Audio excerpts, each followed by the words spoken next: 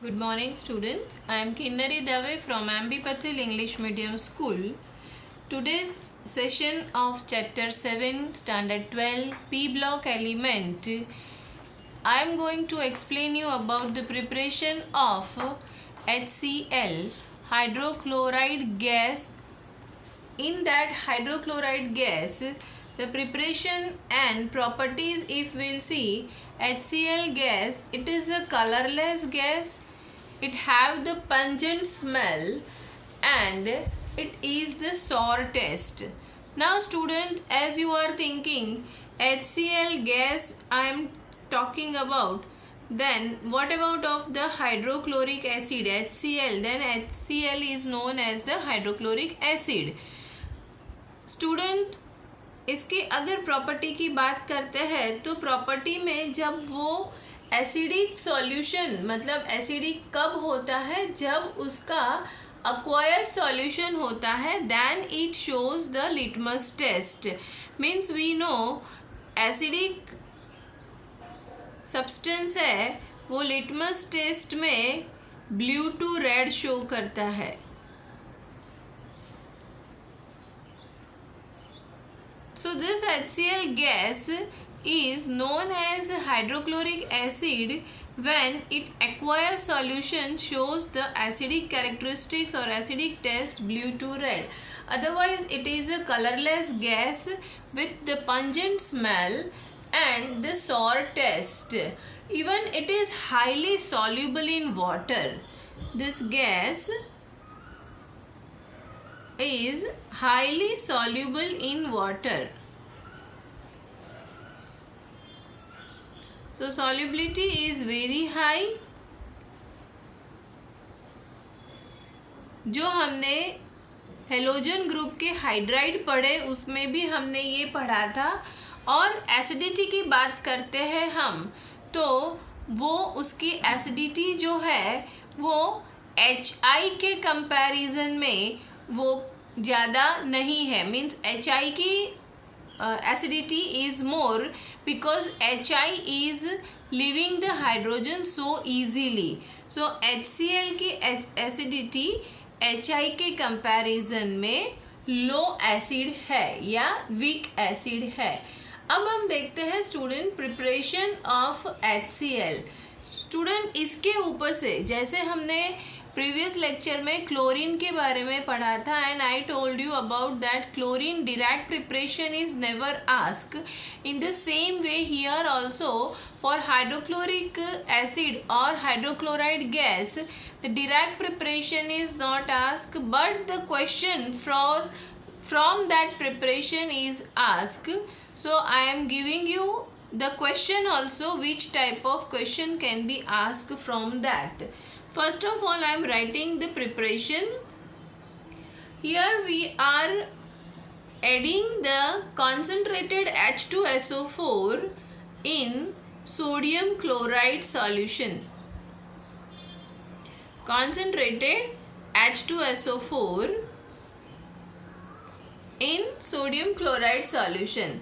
Now here the temperature is, the condition we have to keep the temperature less than 200, less than 200 degrees Celsius, and we get sodium hydrogen sulfate plus HCl.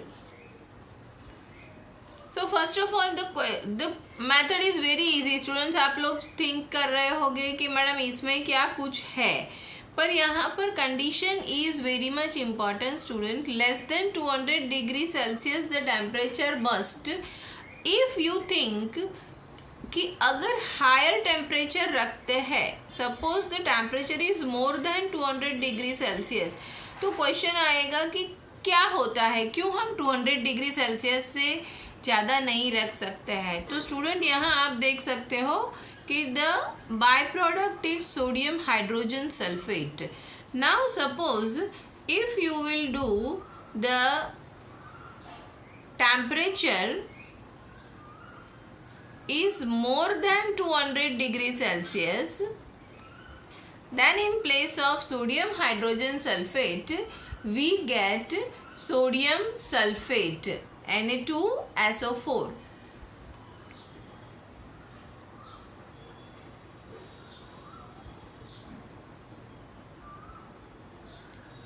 We get Na2SO4, and this Na2SO4 is very much hard crust. Student, HCl gas तो मिल ही रहा है, पर यहाँ ये जो product मिल रही है Na2SO4, उसमें से ये सब्सटेंस बहुत हार्ड क्रस्ट है। मतलब क्या होगा, वो आपके जिसमें आप HCl बना रहे हो, वो जो अपरटस है, वो अपरटस की बाउंड्री के ऊपर या वॉल के ऊपर हार्ड क्रस्ट सब्सटेंस स्टिक हो जाता है, stick on the wall. It is hard crust substance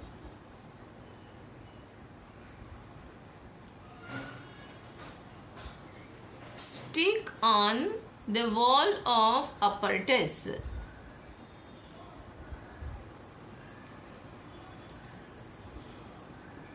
तो ये हमारे लिए बहुत ही ख़राब है। क्यों? क्योंकि अगर हमने यहाँ मोर देन 200 डिग्री सेल्सियस का टेम्परेचर रखा है, तो यहाँ जो एक हाइड्रोजन बाय प्रोडक्ट में जाता था और एक हाइड्रोजन HCl बनाता था, उसके बदले में दोनों के दोनों हाइड्रोजन जो है वो HCl के लिए, मतलब अगर इसे हम बैलेंस करें तो यहाँ 2 HCl आएगा स्टूडेंट, और उसी तरह से यहाँ 2 Cl हो गया, तो ये 2 Na रहेगा यहाँ पर, 2 NaCl प्लस H2SO4।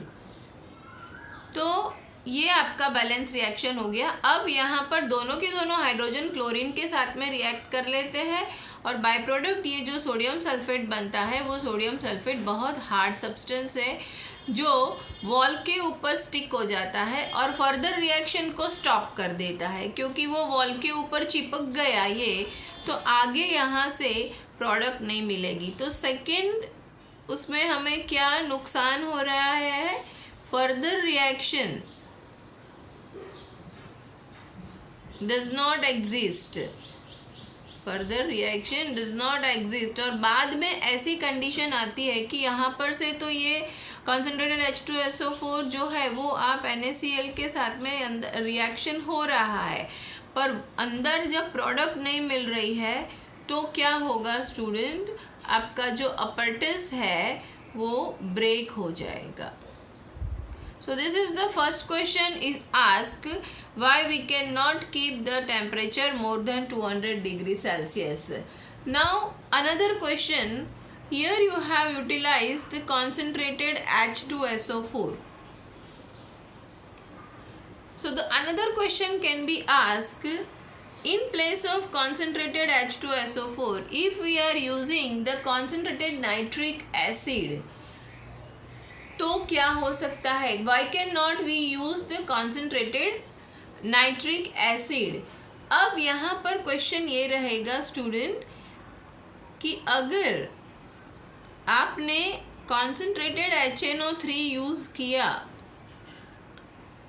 तो पॉसिबिलिटी क्या होगी, यू विल गेट HCl और not. So here no reaction takes place, no reaction takes place. Why? The reason is concentrated HNO3 is volatile substance. What is the meaning of volatile? Volatile substance जो है वो जैसे ही air के contact में आता है वो तुरंत ही मतलब बाहर गैस के फॉर्म में निकलेगा। तो अगर यहाँ रिएक्शन हो रहा है, चलो ये हम मानते हैं कि यहाँ रिएक्शन हो रहा है, यू आर गेटिंग द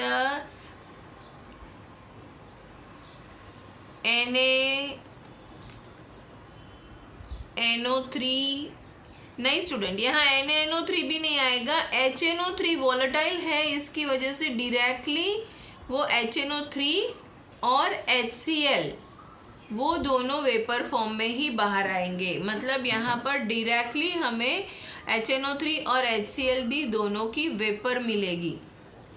अब ये कंबाइंड वेपर आई, तो how do you identify which is the HCl vapour and which is the HNO3 vapour. तो ये कंडीशन यहाँ रहती है, इसीलिए हम यहाँ पर HNO3 कॉन्सेंट्रेटेड का यूज़ नहीं कर सकते हैं। So you have to write down answer for this. HNO3 is a volatile substance, so the vapor of HCl and HNO3 both comes out in the form of the product। और यहाँ हमारे पास में दूसरा जो प्रोडक्ट रहेगा वो है NaNO3। इसको बैलेंस करते हैं स्टूडेंट्स, तो यहाँ पर है 2HNO3, तो 2 NO3 हो गया और 2 हाइड्रोजन हो गया। So this reaction is also not possible because concentrated HNO3 यहाँ रखा है, इसीलिए। नाउ यहाँ पर एक ये है कि जो ये HCl आपका वेपर फॉर्म में आता है, वो HCl वेपर फॉर्म के लिए, नाउ दिस 2 क्वेश्चन के बाद में 3rd क्वेश्चन पे जाते हैं कि ये HCl वेपर फॉर्म में है तो उसे हमें ड्राई करना पड़ेगा। सो ड्राइंग एजेंट हम क्या यूज़ करते हैं? Drying agent also we are using as H2SO4 only. पर now the question comes, in place of drying agent as a H2SO4, can we use any other as a drying agent? Student, dry करना and dehydrate करना, वो दोनों के बीच में difference क्या है वो मैं समझा दूँ एक बार आपको। ड्राइंग एजेंट का मतलब होता है the water which is present in this substance. जैसे हम कपड़े सुखाते हैं तो कपड़े के अंदर जो वाटर होता है वो वाटर को हम निकाल देते हैं, मतलब वो वाटर वेपर सूख जाता है, जिसे हम ड्राइंग ऑफ द क्लोथ्स कहते हैं। और डिहाइड्रेटिंग एजेंट का मतलब क्या होता है? डिहाइड्रेट करना मतलब if you are with the CuSO4 5H2O। अब यहाँ पर हम अगर डिहाइड्रेटिंग एजेंट यूज़ करते हैं तो इसके अंदर रहे हुए ये 5 वाटर मॉलिक्यूल जो है वो वाटर मॉलिक्यूल निकल जाएंगे and then you will get the CuSO4 plus 5H2O। तो यहाँ हमने क्या किया स्टूडेंट, कॉपर सल्फेट के अंदर जो पानी था वो पानी को हमने निकाला है, तो that's why it is known as dehydration.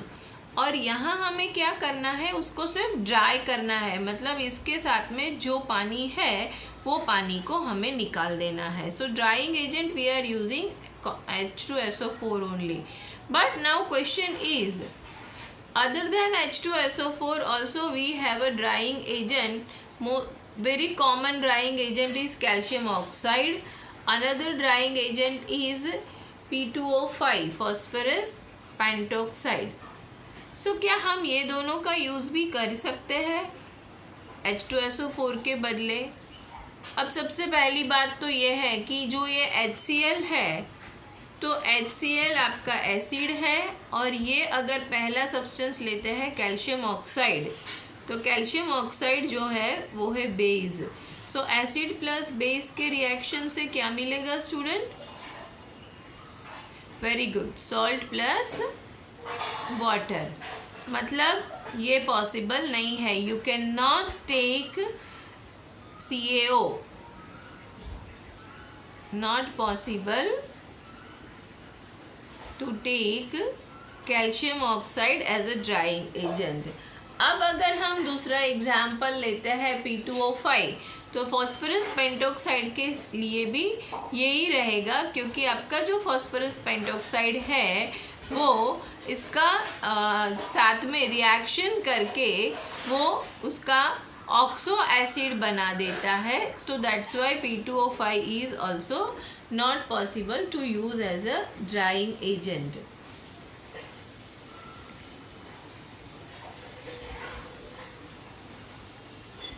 अब एक और क्वेश्चन रहेगा इसके ऊपर से, HCl की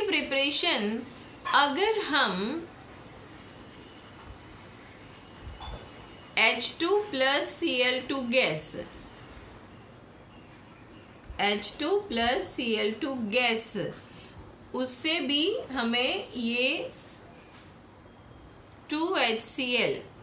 अब यहाँ पर कंडीशन क्या होनी चाहिए student? H2 plus Cl2 gas जो है, अगर ये मैं डायरेक्ट सनलाइट के साथ में,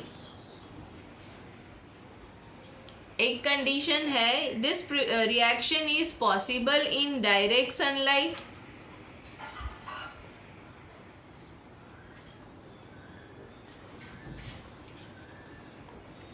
और is it possible in dark, और is it possible in fuse light, fuse sunlight मतलब धुंधली सी सनलाइट, है ना। फ्यूज सनलाइट का मतलब धुंधली सी सनलाइट। स्टूडेंट ये रिएक्शन, ये तीनों में से कौन से वे में पॉसिबल है, ये आपको मुझे रिप्लाई करना है। So this is your homework, you have to give me the reply. H2 plus Cl2 gas gives 2HCl, which is the best condition for this preparation and why other is not, मतलब आपको दोनों का answer मुझे देना है। तो hope so यहाँ से जो पूछे जाने वाले क्वेश्चन है प्रिपरेशन ऑफ HCl में से, वो मैंने आपको अच्छी तरह से समझा दिया। एक बार और अगर रिवाइज करना है तो फास्टली, प्रिपरेशन ऑफ HCl बहुत ही सिंपल है स्टूडेंट। किसके साथ में हमें रिएक्शन करवाना है? सोडियम क्लोराइड का कॉन्सेंट्रेटेड H2SO4 से less than 200 degree Celsius temperature से।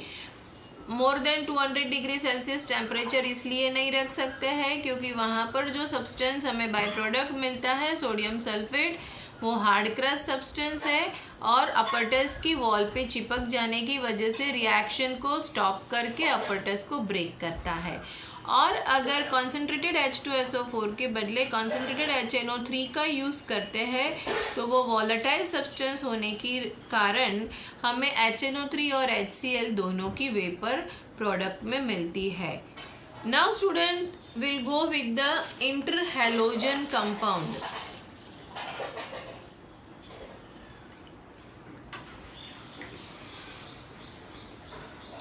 इंटरहैलोजन कंपाउंड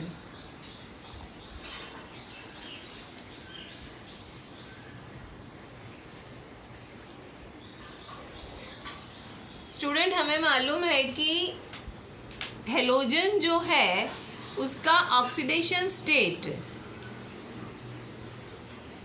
फ्लोरीन के अलावा सारे हेलोजन जो है वो -1 से +7 तक का ऑक्सीडेशन नंबर दर्शाते हैं।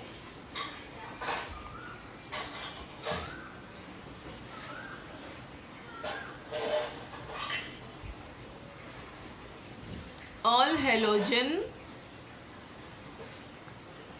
Other than fluorine. अब ये किस तरह से पॉसिबल है स्टूडेंट, तो वो हम देख लेते हैं। और जनरल कॉन्फ़िगरेशन तो हमें मालूम ही है, NH2NP5 है। अब यहाँ उस हिसाब से NH2NP5, फ्लोरीन के पास में d ऑर्बिटल नहीं है, इसकी वजह से फ्लोरीन शोज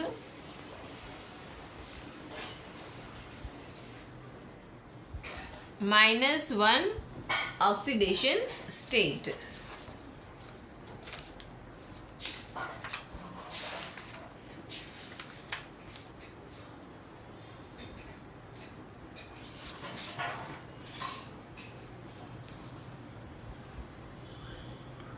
और वो हमें उसका एनामोलस बिहेवियर में भी पढ़ेंगे स्टूडेंट कि fly fluorine is possessing only because of the smallest size and high electronegativity. So that's why now here we'll study that कि -1 +1 और +3 +5 +7 वो किस तरह से शो करते हैं। अब ये ग्राउंड स्टेट में,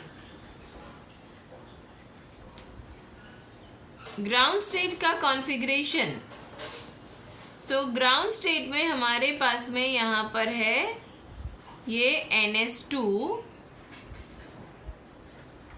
NP5 1 2 3 4 and 5 और vacant d orbital. Student, here we are talking about other than the fluorine element. This is the vacant d orbital. अब फर्स्ट एक्साइटेड स्टेट में क्या होगा? फर्स्ट एक्साइटेड स्टेट में स्टूडेंट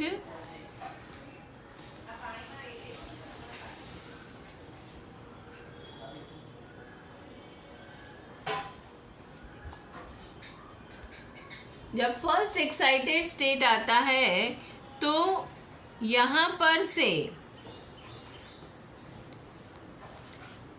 ये जो पैर इलेक्ट्रॉन था वो पैर इलेक्ट्रॉन का ट्रांसफ़र होता है डी ऑर्बिटल में।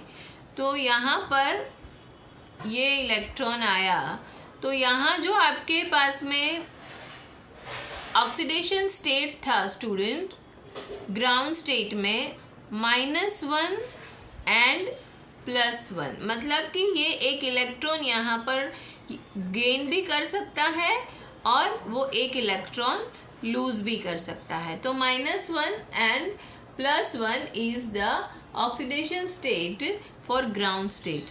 अब फर्स्ट एक्साइटेड स्टेट में क्या हुआ स्टूडेंट, यहाँ पर उसे 3 इलेक्ट्रॉन की ज़रूरत पड़ेगी, 3 अनपेयर्ड इलेक्ट्रॉन उसके पास में पड़े हैं। तो here the oxidation state is +3। Now we'll think about the second excited state. Second excited state में क्या होगा student, again in the p subshell you are with the 1 paired electron.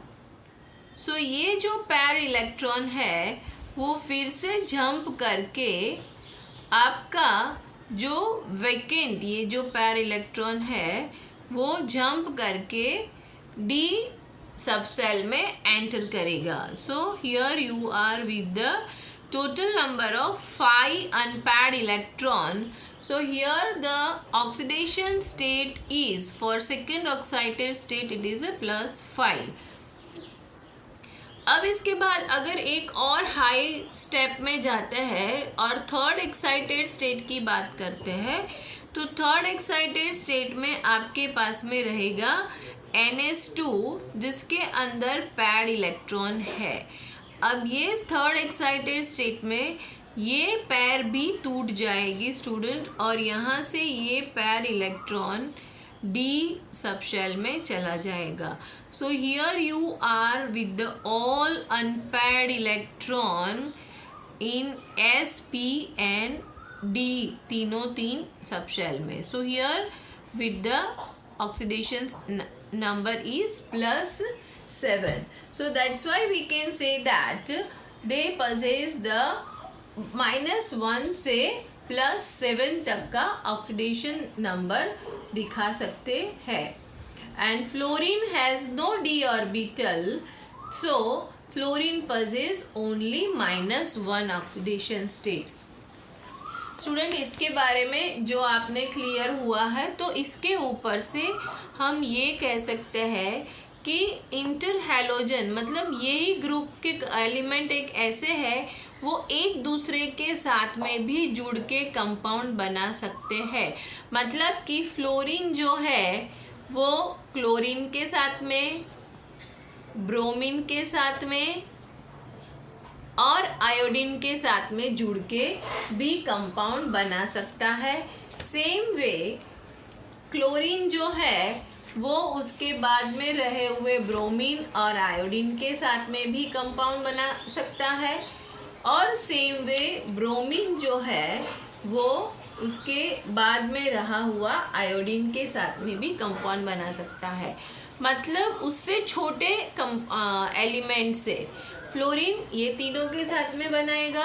फिर अगर क्लोरीन की बात करते हैं तो chlorine can attach with bromine and iodine.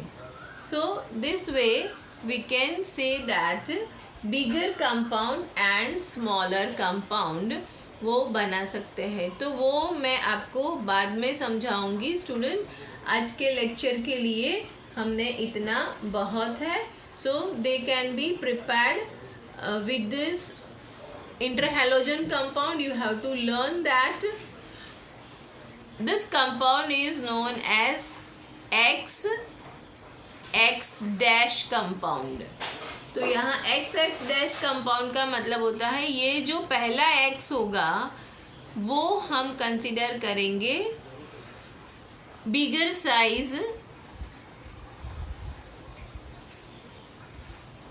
Size halogen, and ये जो X डैश है वो रहेगा स्मॉलर साइज।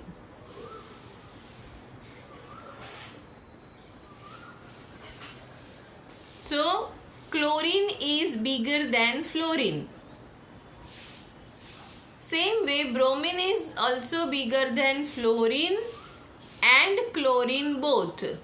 सो क्लोरीन है सिर्फ फ्लोरीन से कंपाउंड बनाएगा, पर ब्रोमीन जो है वो क्लोरीन और फ्लोरीन दोनों के साथ में इंटरहेलोजन कंपाउंड बना सकता है। So this will take in the next session. In today's session student you have to write down the questions, example question and index question from page number 198। Thank you student.